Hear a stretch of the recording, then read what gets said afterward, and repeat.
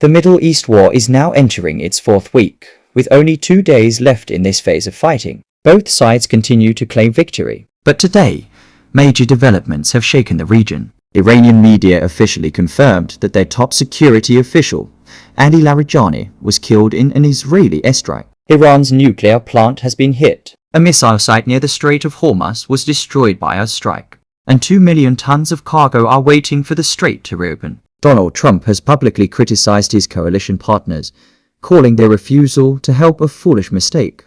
Let's break down what happened today. Ali Larijani confirmed that yesterday there were rumors that Iran's top security chief had been killed, but Iranian state media stayed silent. No confirmation. Today, that changed. Iranian state television announced that Ali Larijani was indeed killed in an Israeli military operation. For Iran, confirming a leader's death serves a purpose. It allows for religious ceremonies. It mobilizes public mourning. And today, the streets of Iran filled with mourners carrying his body and photographs. Officials attended his funeral. The public turned out in massive numbers. State television showed it all. Then, in the early hours of the morning, Iran retaliated. Retaliation. Cluster munition strike. Tel Aviv. Iran launched a multiple warhead missile, a cluster munition, toward Tel Aviv. Cluster munitions are different from regular missiles. They're difficult to intercept. They scatter dozens of smaller bombs over a wide area. They're designed to cause maximum damage. Tel Aviv authorities confirmed that while several missiles were intercepted, some got through. Civilians were killed instantly. Others were injured. This is significant. Iran doesn't use cluster munitions often. Their supply is limited. Using one against Tel Aviv sends a clear message. This is revenge. The Revolutionary Guards issued a statement shortly after. They said this attack was avenging the blood of the prominent scholar Ali Larijani and his colleagues. Iran's President Masoud Pezeshkian also spoke. He called the recent killings of high-ranking officials cowardly assassinations. He said the Iranian people are deeply saddened. And he made a striking observation. All the leaders under his old administration are gone. The head of defense dead. The head of the Revolutionary Guard dead. The head of security dead. His advisors dead. Only the president remains. Iran's nuclear plant hit since the first days of the war. There were reports that Iran's nuclear facilities had been targeted, but confirmation was hard to find. Today, Russia broke the silence. The director of a Russian company, Rosatom, issued a statement. He confirmed that a service building at the Bushehr nuclear power plant was hit. Specifically, a building connected to long-range missile operations located near the operational power unit. Why does Russia know this? Because Russian technicians from Rosatom work at the plant. The facility uses Russian-made uranium with low enrichment levels. It's a joint operation between Russia and Iran. Rosatom reported the attack to the International Atomic Energy Agency, the IAEA.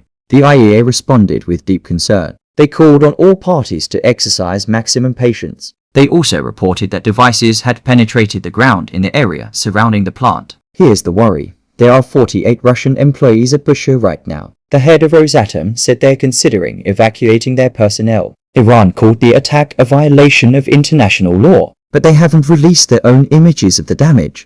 A brief history of Bushehr. Let me give you some context about this plant. The Bushehr nuclear facility was originally built in 1975, before the Islamic Revolution. An Iranian company started construction. Then came 1979. The revolution halted everything. 4 partially completed projects sat abandoned. During the Iran-Iraq War, Iraq bombed the facility. It was a concern, but not a priority. Then Russia stepped in. They invested in completing the plant. Finally, in 2011, Bushehr became operational. Today, it generates up to 100,000 megawatts of power. It supplies thousands of homes and businesses in the region. But here's an important fact. That's only 2% of Iran's total energy. Symbolically, the plant matters. Practically, it's not essential to Iran's grid. But militarily, that's a different story. The missile site near the Strait of Hormuz. Now, let's talk about the strait. A central command confirmed that on March 18th, they used a special weapon, a penetrator munition weighing 5,000 pounds. These bombs are designed to go deep underground before exploding. They're used against fortified targets.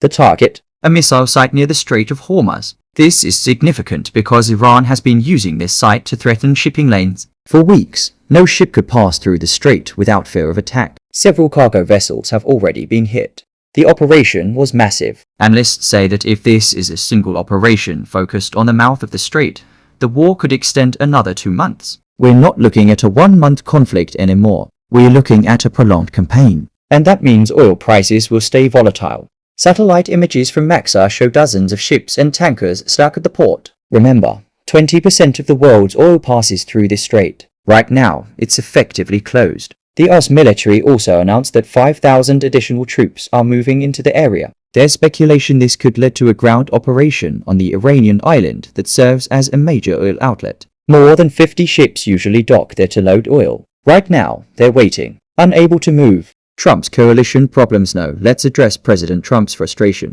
Trump spoke at the White House recently. He was angry, visibly angry.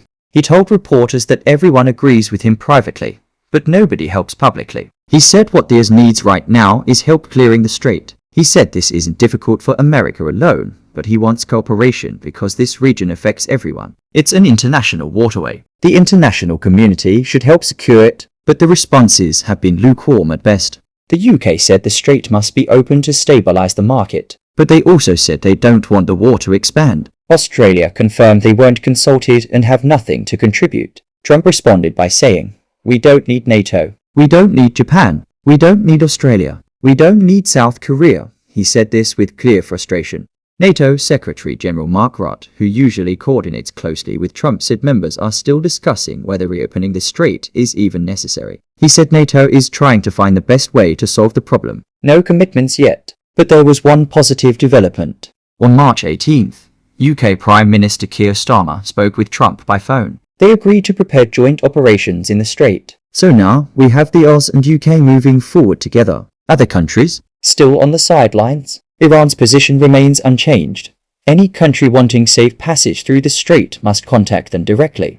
What this means, and so where are we? Iran's top security chief is dead. Their nuclear plant is damaged. Their missile site near the strait is destroyed. Iran retaliated against Tel Aviv with cluster munitions, a rare and serious escalation. The US is preparing for prolonged operations. 5,000 more troops are incoming. Penetrator bombs are being used. Ground operations may be coming. The UK is joining. Others are not.